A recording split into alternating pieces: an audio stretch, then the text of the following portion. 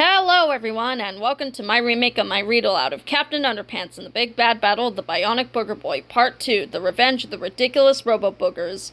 And here's a quick disclaimer before we actually start to read this book. If you are okay with spoilers, then click off this video, but if you are okay with spoilers, then you can proceed with the video. Anyways, let's begin. Full color, Captain Underpants and the Big Bad Battle of the Bionic Booger Boy Part 2, The Revenge of the Ridiculous Robo-Boogers, the 7th epic novel by Dav Pilkey, with color by Jose Garibaldi, Wes Gioba, and Corey Barba.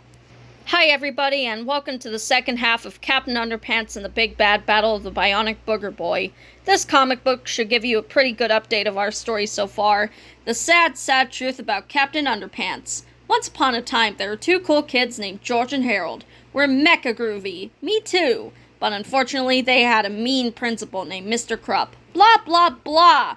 So one day, they hypnotized him with a 3D hypno ring. You will obey our every command. Yes, masters. Mr. Krupp became under their control. You are now a monkey. Ooh, ooh, ooh. But they made a terrible mistake. You are now Captain Underpants. Okay. Tra-la-la. It was funny until he jumped out the window. Hey, come back here. No way. Mr. Krupp really thought he was a real superhero. He got in all kinds of trouble. Oh no! One time he almost got killed by a dandelion. Help! So George stole some superpower juice from a UFO. Or Mountain Dew. And he gave it to him. Glub, glub, glub. And Mr. Krupp got superpowers. Now he can fly and stuff. Here we go again!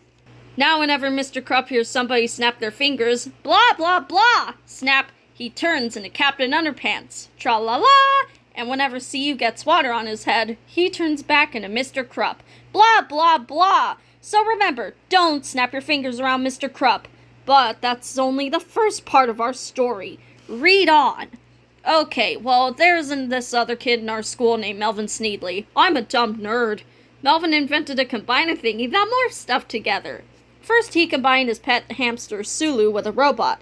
Eureka! I have created the world's first bionic hamster. Next, he tried to combine himself with a robot, but he sneezed at the last second. Achoo! And he accidentally got combined with a robot and his boogers. Zap! He became the Bionic Booger Boy. I'm a dumb nerd. Uh-oh. Then one time he caught a cold. Achoo! Then he got mad and turned into a monster. Then he ate up Captain Underpants, but Sue the Bionic Hamster beat him up. Then Melvin's parents came and reversed the combiner thingy. They zapped him away and blew away the boogers. Zap! Boom! Now Melvin and Mr. Krupp were safe, but something was wrong with them. I'm a dumb nerd. Blah, blah, blah! Then the boogers came to life and smashed the combiner thingy. Crash! And the chase was on! The end! Of part 1, at least. Chapter 1, George and Harold. This is George Beard and Harold Hutchins. George is a kid on the left with the tie and the flat top. Harold is the one on the right with the t-shirt and the bad haircut. Remember that now. National Fine Arts Academy. This is Mr. Krupp, Melvin Sneedley, and Sulu the Bionic Hamster. Mr. Krupp is the one on the left with the underwear and the bald head. Melvin is the one on the right with the bow tie and the glasses. And Sulu the Bionic Hamster is the hamstery-looking one in the middle with the laser eyeballs, the macro-hydraulic jumpatronic legs, the super-symbobulating mini-atomo arms, the virtually indestructible flexogromonic endoskeleton, and the twin Turbo 3000 SP5 Kung Fu Titanium Lithium Alloy processor. Remember that now too, if you wish. And these are the ridiculous Robo-Boogers, 3 of the vilest, most disgusting, and most terrifying creatures ever to drip across the face of the earth. Even their names were horrible, monstrous monikers, the sound of which would drive madness into the hearts of the bravest of heroes.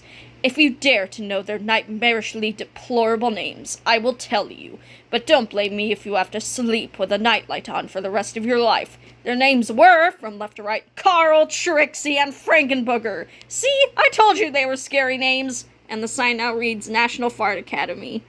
Carl, Trixie, and Frankenbooger each bellowed out terrifying, ear-piercing screams of unstoppable fury as they chased our heroes down the city streets. Finally, the Robo-Boogers cornered everyone in a dead-end alley. The 3 Flemish fiends oozed closer and closer until at last they leaped toward their prey. The situation had become so frightening that George, Harold, Melvin, and Mr. Krupp closed their eyes tightly and waited for the terrifying sounds of their own inevitable demise. Globble, globble, globble. But instead of hearing inevitable demise-type sounds, our heroes heard something quite different. You see, at the very last second, Sulu the bionic hamster stretched open his flexogrammatic jaw and shoved the 3 boogery behemoths into his mouth. Sulu's bionic cheeks swelled to capacity as he raised his furry head toward the sky. Me when Mom made chicken nuggets, yum! Then, with the force of a lunar shuttle liftoff, Sulu shot the 3 slimy villains into space. Spitooey! Spitooey! Spitooey! The 3 ridiculous robo-boogers sailed through the sky like cannonballs. In no time at all, they left Earth's atmosphere and began sailing toward Uranus. The terrifying battle was over. Wow, that was a really quick story, said Harold. This is going to be our shortest adventure ever. Ain't that the truth, said George. Chapter 2, It Ain't. Unfortunately for George and Harold, their adventure had only just begun. As everyone walked back to school, a confusing argument got underway. I want my hamster back, said Mr. Krupp. Your hamster? Said George. First of all, he's our hamster now. And second of all, he never belonged to you. He belonged to Melvin. I don't care who he belongs to, Melvin interrupted. Hamsters aren't allowed in school, especially not in my school. I'm giving all 3 of you Bobs a detention for bringing that furry beast into your classroom. You can't give us a detention, said Harold. You're just a kid like us. Suddenly, Mr. and Mrs. Sneedley came running toward them. Melvin, you're all right, cried Mrs. Sneedley. We're so happy you're safe, son, cried Mr. Sneedley. Mommy! Papa! Cried Mr. Krupp. He dashed over to Melvin's parents with open arms. The sight of a bald grown man in his underwear running toward them made Mrs. Sneedley scream in horror. Hey, what's the big idea? Yelled Mr. Sneedley. It's me, Papa! Cried Mr. Krupp. Don't you recognize your own son? Get away from us, you weirdo! Mrs. Sneedley yelled as she hit Mr. Krupp with her purse. Melvin ignored the commotion as he walked past them all and went into the school. Melvin stormed upstairs and headed for the school office. Everyone except Miss Anthrop had already gone home from the day, and she was getting ready to leave too. Just where do you think you're going, woman? Shouted Melvin. Miss Anthrop turned and stared in shock at the 4th grader standing behind her. What did you just say? She cried in a voice that was rapidly becoming a scream. Who do you think you are? I'm the guy who's gonna fire your hiney if you don't get me my coffee now, yelled Melvin. Normally, school secretaries don't have the authority to hang a child from a coat hook by his underwear, but today had been a particularly stressful day for Miss Anthrop. She had been covered in snot, carried through town by a rampaging robotic monster, and, worst of all, forced to chaperone an elementary school field trip. Oh no! Now it was payback time. Chapter 3, Mr. Melvin and Cruppy the Kid. Miss Anthrop collected her things and left for home, grumbling under her breath as she passed George and Harold in the hallway. The 2 boys could hear Melvin's angry shouts coming from down the hall, so they went to the office to investigate. While they were getting Melvin off the hook, which coincidentally is also the title of a book from the Investigator series, Mr. Krupp ran into the office, sweaty and out of breath. You guys have got to help me, he cried. My mom and dad are trying to kill me. Has the world gone mad? Relax, Einstein, said George calmly, and put on some clothes. George and Harold had already figured out what was going on, so they tried to explain the situation to Melvin and Mr. Krupp. You see, said Harold, after you guys got morphed together by the Combinatron 2000, we switched the batteries around and separated you. But for some strange reason, it switched your brains around. Now Mr. Krupp's brain is inside Melvin's body, and Melvin's brain is inside Mr. Krupp's body. That's a bunch of bunk, yelled Melvin. Take a look and see for yourselves, said George. He pulled a full-length mirror in front of Mr. Krupp and Melvin. They looked at themselves in astonishment. I'm a kid again, said the guy who looked like Melvin but had Mr. Krupp's brain. And I'm old and fat and bald and ugly, cried the guy who looked like Mr. Krupp but had Melvin's brain. And I have bad breath and creepy nose hairs and hey, yelled the guy who looked like Melvin but had Mr. Krupp's brain. At this point, you might be saying to yourself, dang, this book is getting confusing. Now, don't worry, this will all get cleared up by the end of Chapter 17. But for now, let's rename the 2 characters who have the right brains and the wrong bodies, shall we? Let's call the guy who looks like Mr. Krupp but has Melvin Sneedley's brain Mr. Melvin. And we'll call the kid who looks like Melvin Sneedley but has Mr. Krupp's brain Cruppy the Kid. Please refer to the handy X-ray chart below in case you get mixed up. Chapter 4, Things Get Worse. Cruppy the Kid climbed up into his chair and demanded to know what was going to be done about this mix-up. I could still solve this problem right away if I still had my Combinatron 2000, said Mr. Melvin sheepishly, but it got smashed in the last book. Well, start building a new one, Bob, shouted Cruppy the Kid. Okay, whined Mr. Melvin, but it'll take about 6 months. 6 months! Screamed Cruppy the kid. I can't go around looking like a kid for 6 months. I go to school to run, Buster. Sorry, Mr. Melvin whimpered, but building a cellular combiner is extremely difficult. It takes time. It's not easy like building a robot or a time machine or a photoatomic transengobulating ectophan tripotonic ziptomizer. Hey, wait a second, said George. Did you just say that building a time machine was easy? Yeah, said Mr. Melvin. It just takes a day or two. Why? Well, why don't you just build a time machine, asked George. Then you can go back in time to before the Combinatron 2000 got smashed, grab it, and bring it back to the present time. Mr. Melvin thought for a moment, and then his eyes lit up. I've got it, he said, snapping his fingers. I'll build a time machine, then go back in time to before the Combinatron 2000 got smashed, grab it, and bring it back to the... Hey, what the heck is he doing? Snap!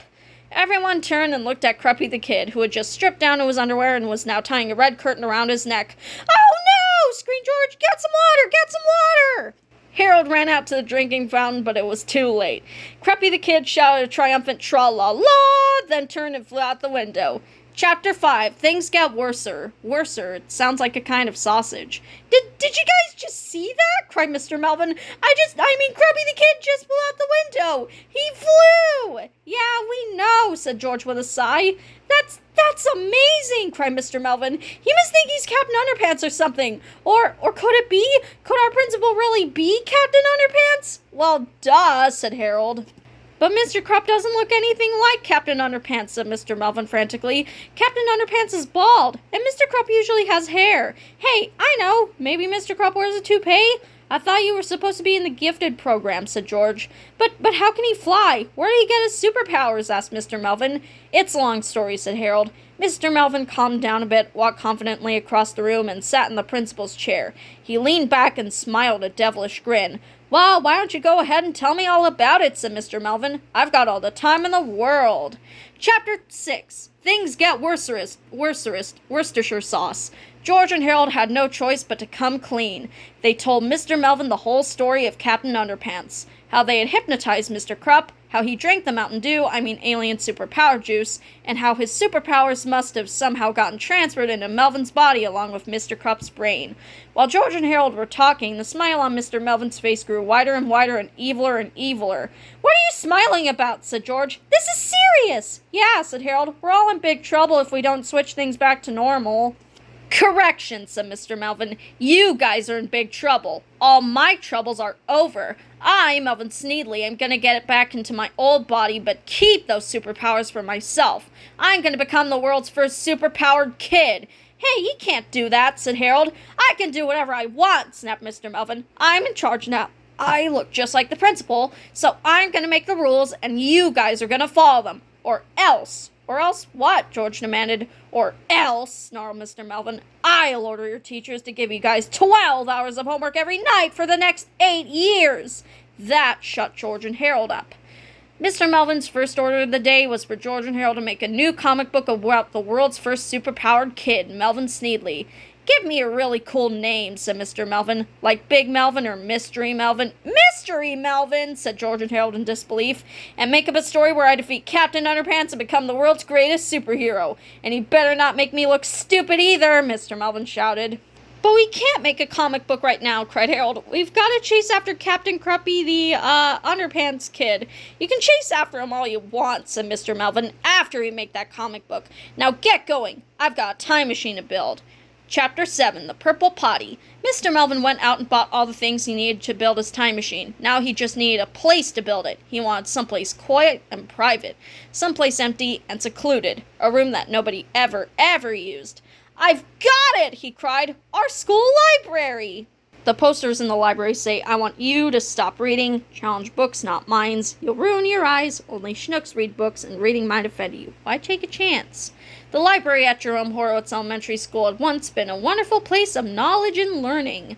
But a few years back, the librarian, Miss Singerbrains, had begun banning most of the books. Now the library was filled only with rows of empty bookshelves and posters that warned of the potential subversive dangers of reading. It was the perfect place to hatch an evil plan. Mr. Melvin pushed his cart into the dusty, cobwebby room and flicked on the lights. Welcome, sir, said Miss Singerbrains. Have you come to check out the book? What is the book? No, said Mr. Melvin. I need to find a large box, like a phone booth or something. There's a purple portable potty down in the basement, said Miss Singerbrains. That'll do, Mr. Melvin said. Go get it for me. I can't carry that thing up 3 flights of stairs all by myself, cried Miss Singerbrains. All right, said Mr. Melvin. I'll help you. Mr. Melvin supervised while Miss Singerbrains carried the heavy potty to the top of the treacherous steps. Good job, said Mr. Melvin. Now go clean out your desk. You're fired. Fired? Cried Miss Singerbrains. What for? For the rest of your life, said Mr. Melvin. Chapter 8. Meanwhile, back in outer space, a team of scientists working at the Pequot Order of Professional Space and Interplanetary Explorers, aka Poopsie, were on their way to investigate the planet Uranus when they came across something that was very strange. Major Buzz Tomsky and his crew had just discovered a bizarre cluster of what appeared to be robots and toilets resting on the planet's surface. The astronauts were so busy looking at their monitor that they didn't notice the 3 slimy, squishy, boogery thingies speeding toward their spaceship. Splat! Smack! Sploot! Oopsie! Chapter 9. Ground Control to Major Tomsky. Suddenly, a very concerned voice came across the Poopsie space phone. What's going on up there, Bob? Asked Ground Control. We're okay, said Major Tomsky as he's unzipped the cockpit's window screen for a better look. But it appears our ship has just been splattered by 3 unidentified squishy objects. That does it, said Ground Control. This mission is just getting too strange. I want you guys to turn that ship around and come on back home. Will do, said Major Tomsky. He pushed in the clutch, made a U-turn, and in no time at all, the Poopsie shuttle was headed back to Earth, with 3 giggling stowaways hanging on for the long ride home. Chapter 10. Mean Mr. Melvin. The next day, Mr. Melvin was putting the finishing touches on his time machine when he heard cries of laughter out in the hallway. He opened the library door and saw a group of 3rd graders happily reading George and Harold's newest comic book. Mr. Melvin stomped down the hall, grabbed the comic out of their hands, and gasped in horror. What the? He screamed as he glared at the comic book's cover.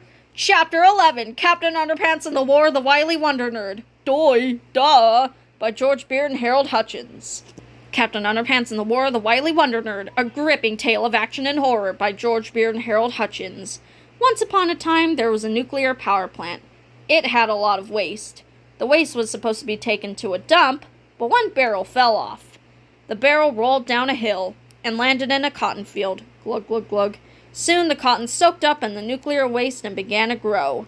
Then one time the cotton got harvested. These cotton balls sure are heavy. Yeah, it's big too. And they took it to the underwear factory. The cotton got made into underwear. Hey, it's glowing. Soon, look, Melvin, there's a sale on glow-in-the-dark underwear. Duh, me want some, mummy, duh. Soon Melvin had his very own pair. Now you're the coolest kid ever. Duh, I sure am. But that night, the radioactive underwear made him grow. The posters say dollies are cool and I love unicorns. And Melvin here has a dolly dream house. And grow.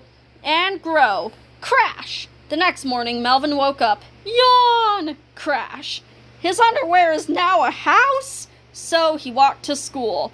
Duh, I'm grumpy. Boom, boom, boom, boom. Sir, a giant nerd is attacking the city. Call the army and stuff. Soon the army and stuff arrived. Then there was a big war. Big indeed. I'm telling! Wonder Nerd picked up a tank and threw it. Oomph! Meanwhile, at a nearby school, you guys are pathetic. You're worthless and weak. Crash! Help! Wonder Nerd just threw a tank and squished somebody! Oh no! Who was it? The gym teacher. Thank goodness, I thought it was somebody important. This looks like a job for Captain Underpants! Zoom! Hey, Wonder Nerd, quit it! I'm not a nerd, I'm cool, my mommy said so! Captain Underpants flew around and saw a tag on Wonder Nerd's undies. Warning, this underpants may shrink when washed. Aha! I got you! Okay, do whatever you want, but please don't dunk me in the lake. Huh? You could kill me, but please don't dunk me in the lake, I pray it! Oh yeah? Well, maybe I will dunk you in the lake. Oh, heavens, no! I'll show you. No way. Ha ha ha. Get ready. Aw, man. Hey, what the? Ah! My underpanties got wet. It's shrinking. Here, birdie birdie. Hooray for Captain Underpants. Ah! It's off to nerd jail for you. Tra-la-la. Jail for dumb, stupid nerds. The end. Moral. always buy pre-shrunk underwears from Treehouse Comics, Inc. Chapter 12, Mad Mr. Melvin, which is actually a recycled chapter title from part 1 of this book. See? Mr. Melvin was furious. He marched into the office and turned on the school intercom. "George Beard and Harold Hutchins," he shouted over the loudspeakers. "Meet Mr. Krupp in the school library right now." "We have a library?" said George. After about 20 minutes of searching, George and Harold finally came across a room they had never seen before. They entered cautiously, stepping quietly past rows and rows of empty bookshelves until they met up with Mr. Melvin. "I told you guys to give me a cool name and not to make me look stupid," Mr. Melvin screamed, clutching their comic book in his sweaty hand. "Oops," said George. "I thought you said to give you a stupid name and not to make you look cool." "Yeah," said Harold. "It was an honest misunderstanding." Mr. Melvin threw the comic book to the ground, then led George and Harold over to the purple potty. "Remember when I had that great idea to build a time machine?" asked Mr. Melvin. "Actually," said George, "that was well, here it is," Mr. Melvin interrupted triumphantly, "and you two smarty pantses are going to test it out for me." "Huh?" said Harold. "I'm sending you kids back in time to the day before yesterday," Mr. Melvin said, "and you better not return until you've got my Combinatron 2000. "Cool," said George. "I've always wanted to travel through time." Mr. Melvin had a great deal of instructions for George and Harold before they left on their journey, and though the instructions were quite boring, it would have benefited the boys if they had paid attention instead of switching the letters around on a nearby bulletin board, which says, "Check out our school's big internet website at www.jhgs.com. Mr. Melvin spoke at length about the workings of the time machine and the proper etiquette of time travel. "You must be very careful that nobody sees you on your journey," Mr. Melvin said. "If they do, just zap them with my new invention, the Forgetchmacallit 2000. This will erase everything in their short-term memory, and they won't remember ever seeing you." Mr. Melvin had also built a fake Combinatron 2000 to switch with the real one. Finally, Mr. Melvin gave George and Harold a very important warning. "Whatever you do, it is very important that you don't use this time machine 2 days in a row. It needs to cool off every other day, or else it might open up a pause-dimensional reality rift that could destroy the entire planet. The sign now reads, 'We shake our big butts when we swim in the toilet.'" George and Harold started laughing at their new message on the bulletin board. "Hey!" Mr. Melvin shouted. "Have you kids even heard one word I've said?" Yeah, said George. "We gotta switch the thing with the thingy. And if somebody sees us," said Harold, "we'll zap them with the witchamajiggy." "Don't worry, we got it," said George. George and Harold stepped into the purple potty as Mr. Melvin closed the door behind him. Harold set the controller for the day before yesterday. Then George pulled the chain. Suddenly there was a brilliant flash of green light and the purple potty disappeared. Chapter 13, The Day Before Yesterday. After a few moments of flashing lights, everything became quiet. Harold opened the potty door and peeked out into the darkened library. Cautiously, the two time travelers stepped to the library window and looked out. There they saw Melvin's father, Mr. Sneedley, zapping the bionic burger boy with a blast from the Combinatron 2000. "Been there," said George. "Done that," said Harold. "Hey, George is looking at George and Harold through the window, while George and Harold are there." In the corner, George and Harold found a coat and hat, which belonged to Miss Singerbrains. Immediately, they thought of a plan. Harold put on the coat and hat and climbed onto George's shoulders. "I sure hope this disguise works," said Harold. "It better," said George. "We can't risk letting them recognize us." Soon, George and Harold were at the scene of the action. Mr. Sneedley had just fired the Combinatron 2000 a second time, and now the boys were ready to make their move. Excuse me, Mr. Sneedley," said Harold, trying very hard to sound like a grown-up. "I'd like to present unto you the most brilliantest science guy of the whole wide world award." "Really?" cried Mr. Sneedley. "It's always been my dream to win that award." "But first," said Harold, "I'd like to have a look at that Combiner-thingy." "Okay," said Mr. Sneedley. He handed Harold the Combinatron 2000 and smiled proudly.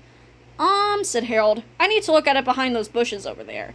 George and Harold wobbled over to the bushes, unbuttoned their coat, and switched the two Combinatrons. Then they wobbled back and handed the fake Combinatron 2000 to Mr. Sneedley. Everything seems to be in order," said Harold. "But before you present the award, we'd like to get a photo of you." "Who's we?" asked Mr. Sneedley. I'd like to get a photo of you," said Harold nervously. George stuck his hand out of the coat and held up the Forgetchmacallit 2000. "Say cheese," said Harold. Mr. Sneedley looked down in shock at George's hand. Then George pressed the button. Flash! Suddenly, Mr. Sneedley forgot everything that had just happened. Dazed and confused, he stumbled back and rejoined his wife just in time for the Robo-Boogers to come to life and smash the fake Combinatron 2000. Meanwhile, George and Harold were running with all their might back to the library, carrying the real Combinatron 2000.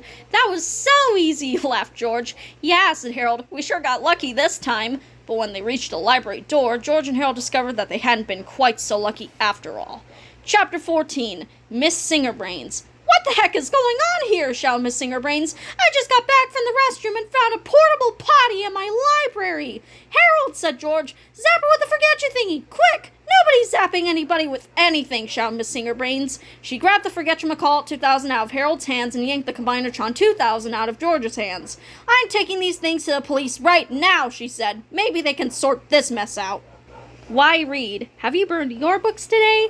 Miss Singerbrains marched downstairs to the parking lot, got in her car, and began driving to the police station. Well, said Harold, we'll never catch up with her now. Sure we will, said George. All we need are some wings. Chapter 15, 65 million years before the day before yesterday. George and Harold grabbed a box of saltine crackers off of Miss Singerbrains' desk. Then the two friends stepped inside the purple potty and closed the door. Quickly, George reset the controls and pulled down on the chain. A flash of green light lit up the room, and the purple potty vanished. Suddenly, George and Harold were transported back in time to the late Cretaceous period of the Mesozoic era, a time when dinosaurs ruled the earth. Cautiously, George and Harold peeked out of the purple potty, which was now nestled precariously in the branches of a tall tree. Here, chickie, chickie, chickie, called George. Polly want a cracker? Called Harold as he tossed a handful of saltines into the air. Suddenly, the two boys were swarmed by hungry pterodactyls. Before long, a friendly-looking pterodactyl, a Quetzalcoatlus to be exact, swooped down and grabbed some crackers from Harold's hand. "Aw, look," said Harold. "He likes me." "Great," said George. "Let's get him into the time machine and get out of here." Carefully, Harold took the pterodactyl in his arms and carried him to the purple potty. Then the boys closed the door behind them, reset the controls, and pulled down on the chain. Suddenly, George and Harold and their new reptilian pal were transported forward in time to the day before yesterday. The door of the time machine swung open, and the three friends sailed out of the purple potty through the library window and up over the town. George looked down on the city streets until finally he located Miss Singerbrains' car. "There she is!" George cried. "I sure love our new pterodactyl," said Harold. "I'm gonna name him Crackers." "Don't give him a name," said George. "We're not keeping him. We're just borrowing him." George, Harold, and Crackers swooped down and landed on Miss Singerbrains' car, which was stopped at a traffic light. Miss Singerbrains screamed in horror. "Wait," cried George. "There's no reason to be afraid. You're just dreaming." "I'm dreaming?" asked Miss Singerbrains. "Sure, think about it," said Harold. "Purple potties appearing out of nowhere, kids running around with laser zappers, pterosaurs landing on your car. This stuff only happens in dreams." "Gosh, you're right," said Miss Singerbrains. "But it all seems so real." "Well, trust us," said George. "In a few minutes you won't remember any of it." Before long, George, Harold, and Miss Singerbrains were all gliding back to school with their good old pal Crackers. The Combinatron 2000 and Forgetchamacallit 2000 were safe once again. Soon they arrived back at the library. "I'll keep an eye on Miss Singerbrains," said George. "You take that pterodactyl back where he found him." "Aw, can't we keep him?" asked Harold. "No," said George sternly. "He belongs in his own time. Now take him back." "Aw, man," said Harold. Sadly, Harold carried Crackers into the purple potty and closed the door. After a few seconds, the time machine disappeared in a flash of green light. A half hour later, another flash of green light filled the room, and the purple potty was back. "What took you so long?" asked George. Nothing," said Harold. "Did you have any trouble taking Crackers back to his home?" asked George. Not really," said Harold. "You did take him back to his home, didn't you?" asked George. Sure," said Harold, though he didn't sound very sure. Quickly, George zapped Miss Singerbrains with the Forgetchamacallit 2000 and jumped into the purple potty. Then, with a quick flash of light, they were gone. Chapter 16, Back to the Present. Mr. Melvin was very happy to see his purple potty return to him, and even happier to see his beloved Combinatron 2000. "Now all I need," he said with a sneer, "is to find Captain Underpants." Fortunately, Captain Underpants, who you'll probably remember looked just like Melvin Sneedley, wasn't too far away. Unfortunately, he had spent the last 2 days getting himself into trouble. First, he started off by annoying some old ladies. Captain Underpants had been helping them cross the street when he heard a little girl crying for a kitten, which was stuck in a tree. Captain Underpants rescued the kitty, but forgot about the old ladies. "Hey," shouted one of the old ladies, "that flying kid just left us up here in this tree." "I'm gonna get that kid if it's the last thing I do," said the other old lady. Next, Captain Underpants was soaring above the football field when he encountered an unidentified flying object. It was made of brown leather and had white stitching on the side. Said Captain Underpants. This could be a dangerous UFO. He grabbed it and flew down to the football field where, oddly, the school's football team was having a big game. I don't want anybody to panic, Captain Underpants shouted, but I just captured this UFO. I'm going to take it to the moon where it can be safely destroyed. Suddenly, the players from the visiting team tackled Captain Underpants, which cost the home team 50 yards and the game. That kid just made us lose our biggest game of the year, shouted Misdemeanor. I'm gonna get that kid if it's the last thing I do, snarled the quarterback. Finally, Captain Underpants got on the bad side of some skateboarders in the park. He had politely pointed out the no skateboarding signs, but the skateboarders refused to go away, so Captain Underpants had no choice but to snap their skateboards in half with his kung fu kicking action. No skateboarding. Then it was spankings for everyone. Dude, cried one of the skateboarders, that little dude just like dude our dude boards. Dude, said another skateboarder, I'm gonna dude that dude if it's the last dude I dude. Here's a fun game, drink water every time they say dude. Chapter 17, The Big Switcheroony! Mr. Melvin ordered George and Harold to stick their heads out the window and call for Captain Underpants. Soon, the waistband warrior appeared. Mr. Melvin welcomed the caped hero inside and asked him to pose for a photo. Why, I'd be delighted, said Captain Underpants. Great, said Mr. Melvin. Put these clothes on and stand over there. At first, Captain Underpants was reluctant to put on clothes, but he finally agreed. Mr. Melvin, who had worked all afternoon reconfiguring the Combinatron 2000, pressed the start button, then ran and stood beside Captain Underpants. Suddenly, two glowing lasers began encoding the DNA of the two subjects it was about to combine. Then, a burst of brilliant red light shot out of the Combinatron 2000 and formed a ball of energy between Captain Underpants and Mr. Melvin. They both slid together into the red light and formed a giant glob of fleshy goo. The newly reconfigured Combinatron 2000 then switched polarities and began the process of separating the two human elements. The red ball of light slowly changed to a lovely shade of green. Zap! They're now a flash monster! And now they're back to normal. Suddenly, there was a blinding flash of light, a quick puff of smoke, and it was all over. Everybody's brains were back where they belonged. Wow, that sure is a weird camera, said Captain Underpants, who now looked exactly like Captain Underpants. Can I take these clothes off now? They're bad for my image. Go right ahead, said Melvin Sneedly, who now looked exactly like Melvin Sneedly. Finally, it looked as if everything was back to normal, but as we all know, looks can be deceiving. Chapter 18, The Return of the Ridiculous Robo-Boogers. Just then, the Poopsie space shuttle landed at the Pico International Airport. It wasn't the smoothest of landings due to the fact that 3 robotic boogers had just eaten most of the shuttle's tail fin and nearly all of its rocket thrusters. Major Tomsky and his crew had barely escaped with their lives. Inside the school library, Captain Underpants heard the astronauts' panic cries coming from the airport. This looks like a job for me, he shouted, and with a mighty tra-la-la, he leaped out the window and fell 3 stories to the ground. Crash! George and Harold screamed and ran downstairs. Captain Underpants, cried George. Are you okay? Speak to us, cried Harold. Captain Underpants slowly lifted his head in confusion. Mommy, he said weakly, my train went swimming in the piano.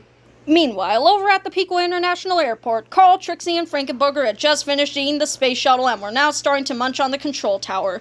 The 3 globby gluttons grew bigger and bigger with every enormous bite. Come on, Captain Underpants, cried George. You gotta save those people.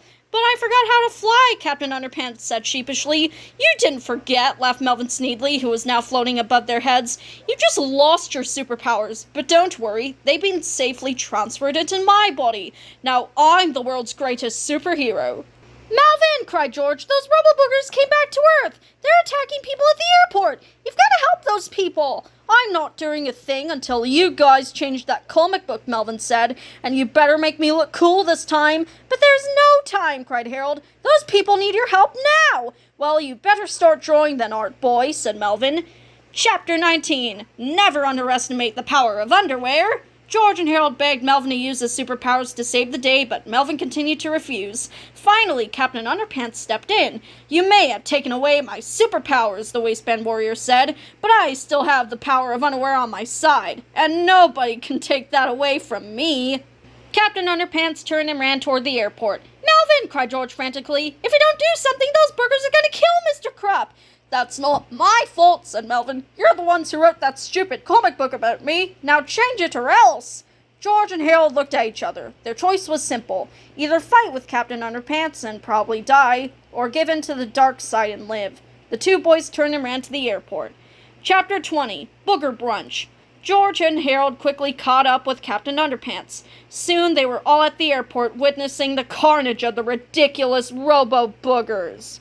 Captain Underpants shouted a triumphant tra-la-la from below. Suddenly, the three robo-boogers turned toward the familiar-sounding voice. Quickly, their laser-guided eyeballs zoomed in on three of the heroes who had made their lives so miserable back in Chapter 1. Immediately, the robo-boogers leaped at George, Harold, and Captain Underpants. And the chase was on! Again! Chapter 21, Cornered. The robo-boogers continued chasing George, Harold, and Captain Underpants until at last the three frightened friends were cornered at a local shopping center. In a desperate attempt to save themselves, the three brave heroes began taking items from the outside sales bins and throwing them at the snarling beasts. George grabbed a pair of low-fat tennis shoes and tossed them at Trixie. Trixie gobbled them up. Harold found a delicious tube of wild cherry-flavored hemorrhoid ointment and flung it at Frankenbooger. Frankenbooger swallowed it whole. Captain Underpants picked up a genetically modified organic orange-flavored orange and chucked it at Carl.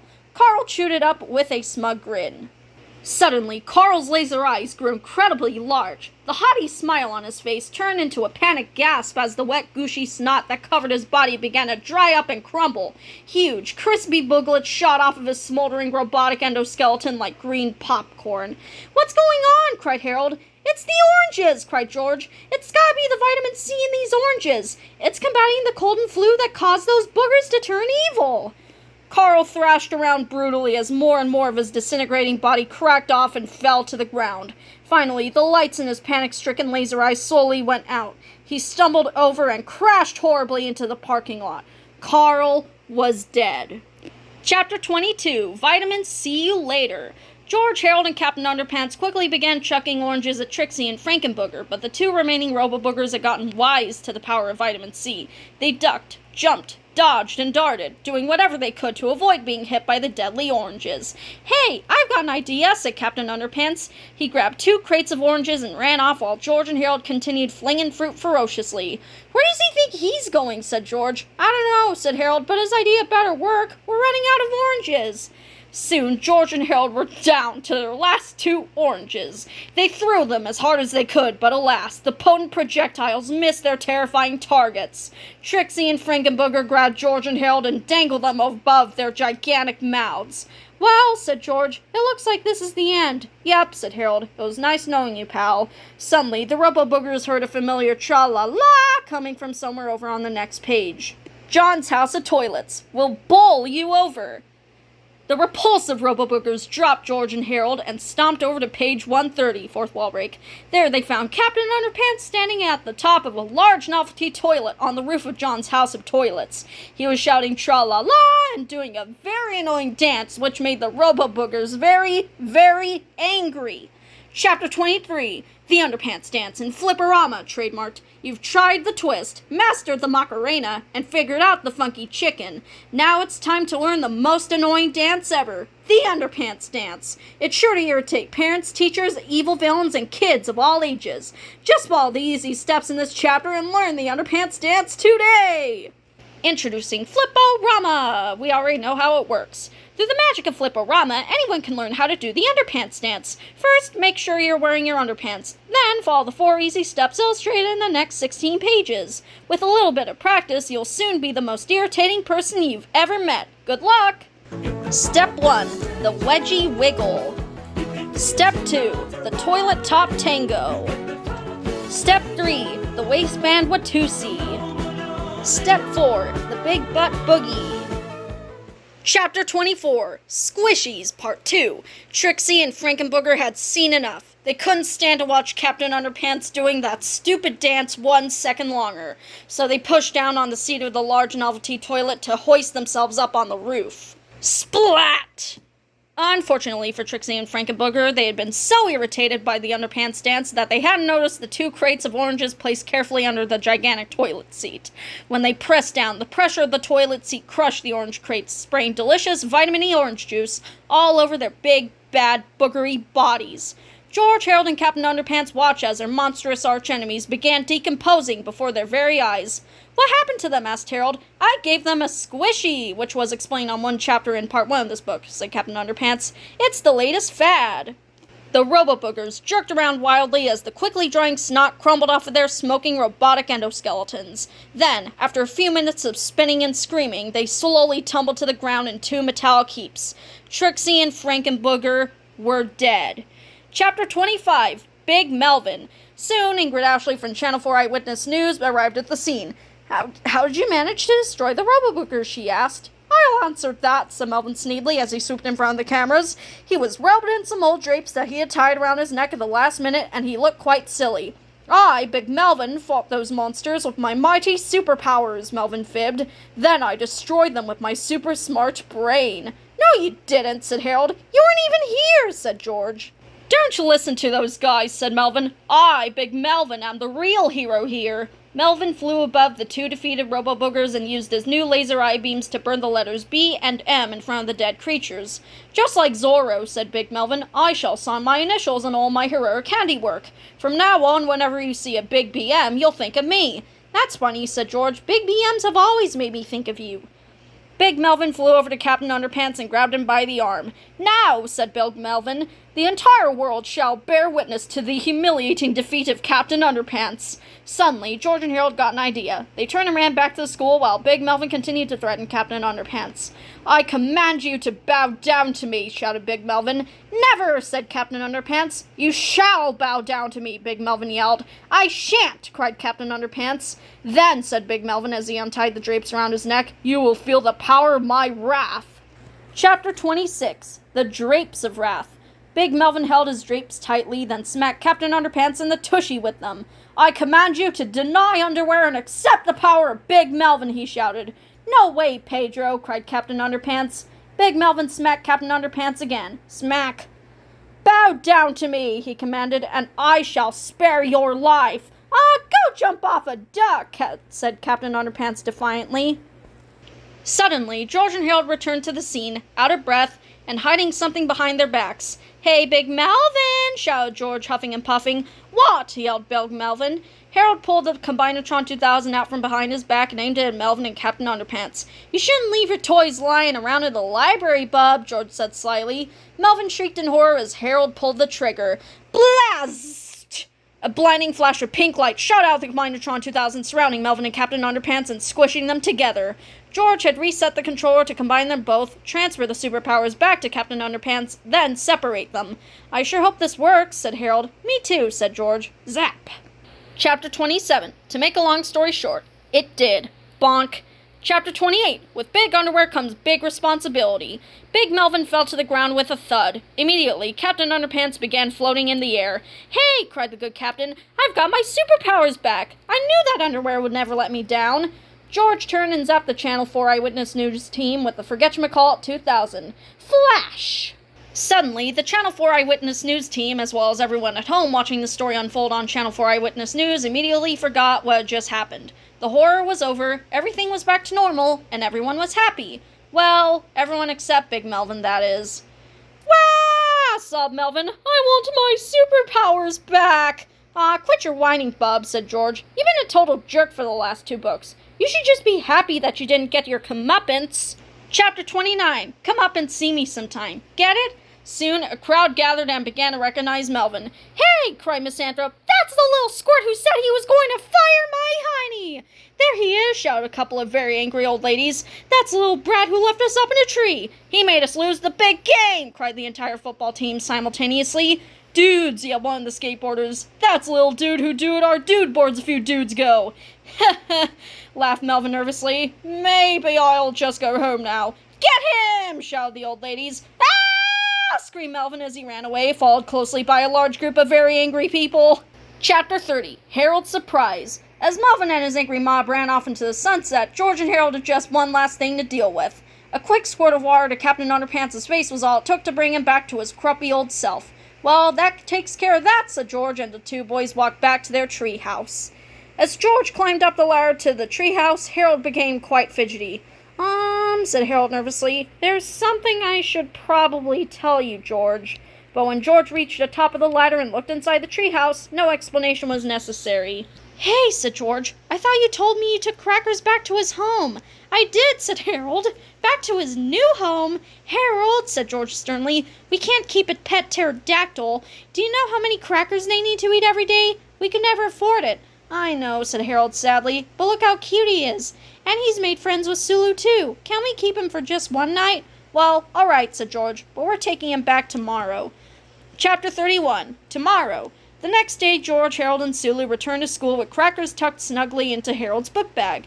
Together, the four friends sneaked back upstairs to the library where the purple potty stood before them in all its forbidden glory. Come on, said George, let's get this baby another spin. I don't know, said Harold. Maybe we should give it a day to cool off. Nah, I'm sure it can be used 2 days in a row, said George. What could possibly go wrong? And the people are still chasing Melvin. But didn't Melvin warn us not to use this machine 2 days in a row, asked Harold. Yeah, said George. Back in chapter 12, starting with the first word on the third line of the second paragraph on page 77, fourth wall break. What exactly did he say, asked Harold. Beats me, said George. I'm not very good at remembering details. Well, I don't know about this, said Harold. What if our journey brings about the end of the world as we know it?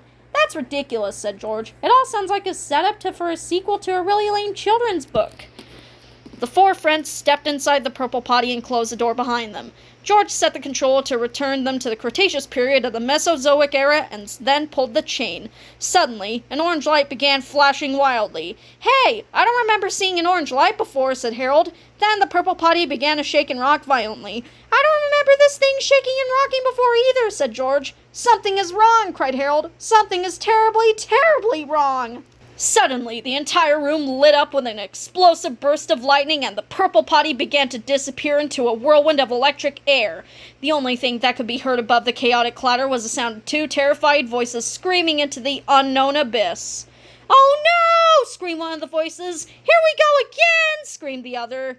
And that is the end of this read aloud. If you enjoyed this video, make sure to leave a like, comment, subscribe to my channel, and don't forget to share this video with your friends or family members, and have a wonderful rest of your day.